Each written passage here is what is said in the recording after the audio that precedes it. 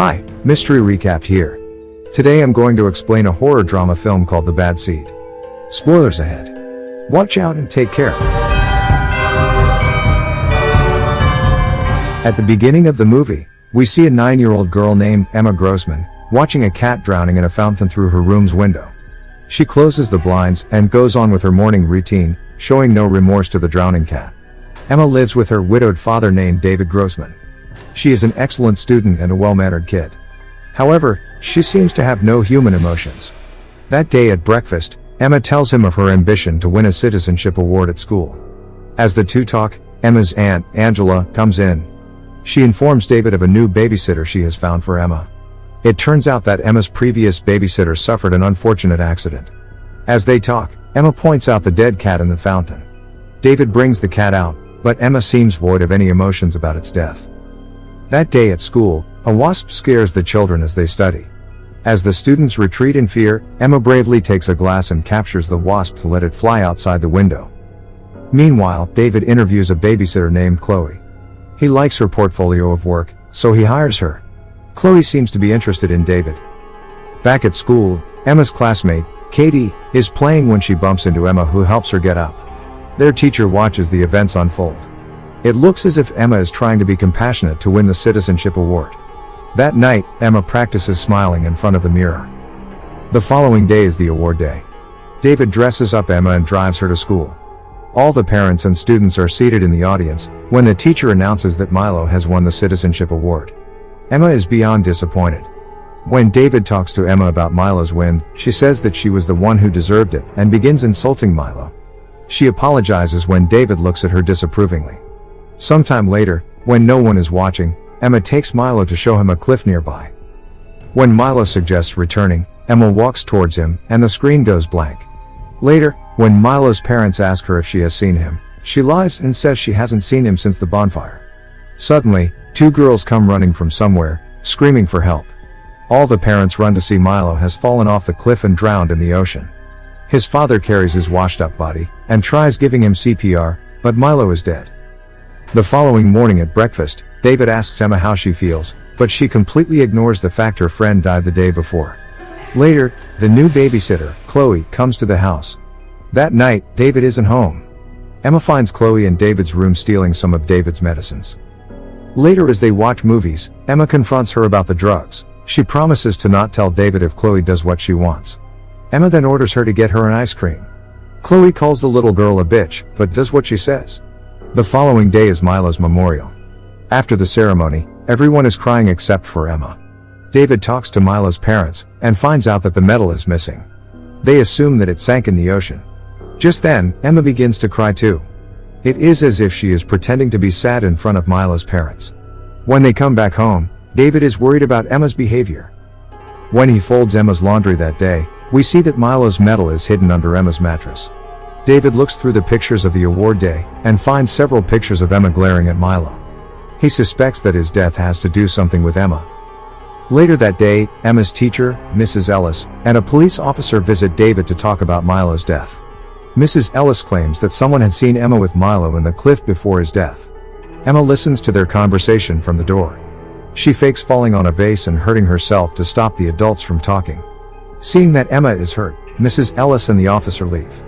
While taking care of Emma's wound, David asks her if she was with Milo in the cliff, but Emma denies. When he reveals that Mrs. Ellis said she was, Emma gets agitated and yells that Mrs. Ellis hates her.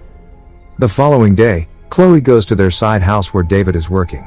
She asks him if she can smoke there, but David denies, saying that the place has too many inflammable liquids. Right after, Chloe takes Emma to the street to play with her scooter. While they are at it, the two see Mrs. Ellis's car in front of Milo's home. She is talking to Milo's mother. Chloe says that they are building a case against Emma. She knows that Emma did something to Milo.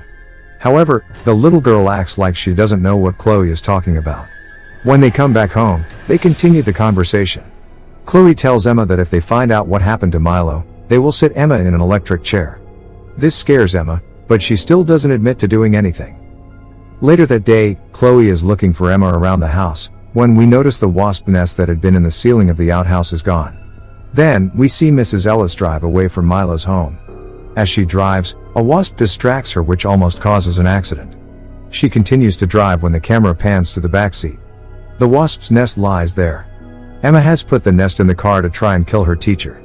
Back at home, Chloe finds Milo's medal under Emma's mattress. She hangs it in a lamp in David's dresser so that Emma can be caught. David is in his bathroom when Emma comes to his room and sees the medal. She gets it off the lamp and hides it behind her, but David notices. He brings her back to her room and confronts her about it. Emma lies and makes up a story about Milo giving the medal to her as they played. David goes for a drive to take mind off this, when he sees a car crashed on the side of the road. He also calls Angela and asks her to find Emma a therapist. David begins to get nightmares about Emma and Milo. The following day, Emma confronts Chloe about her putting the medal there. She is furious. Just then, David comes downstairs and asks Emma to come with him. He takes her to Milo's home to return the medal back to his mom. She is confused, but thankful that she brought it back. She then informs them about Mrs. Ellis's death. She had had a car accident because of the wasps. David is surprised. Emma begins to cry, claiming that Mrs. Ellis was her favorite teacher. However, on their way home, Emma seems to have forgotten about Mrs. Ellis's death and talks about baking cookies with Chloe. David is unsettled by Emma's behavior. Later, as David is working in the outhouse, he notices that the wasp's nest is gone. He suspects his daughter for Mrs. Ellis's death. The following day is Emma's first appointment with her therapist, Dr. March. She and Emma have a long chat. After the session, the doctor tells David that Emma is like any other normal child. Emma even fooled a psychiatrist. When the two come back home, David comes across Chloe sunbathing in her sports bra. He asks her to go to Emma. As Chloe and Emma talk, she tells the little girl that David was looking at her seductively earlier. She also adds that she can be her stepmother. Furious, Emma screams at her to stay away from her dad. That night, Emma asks David if he likes Chloe. David is confused. She also reveals about Chloe wanting to be her stepmother. However, David is late for a date, so he leaves without giving her much of an explanation.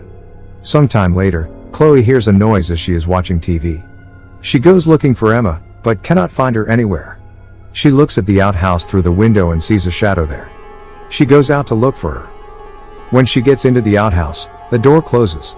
She tries to open it, but it seems to be locked from outside. Just then a fire starts spreading on the floor. Chloe sees Emma watch her through the window. She tries to hit her, but the fire indulges her, killing her eventually. David comes home to the firefighters and paramedics in his house. They tell him about Chloe's death. Emma has been taken to an official's home. He finally gets to Emma and hugs her. That night, David comes to Emma's room. He sits down in front of her and lovingly asks her if she hurt Milo. He assures her that he will do anything he can to help her, but she has to tell him the truth. Emma finally admits that she pushed Milo off the cliff. She makes an excuse by saying that he was going to report her for taking his medal. She then casually says that she won't do it again. David is horrified. He then asks her about Mrs. Levia, Emma's previous babysitter. She reveals that she pushed her down the stairs because Mrs. Levia grabbed her hand.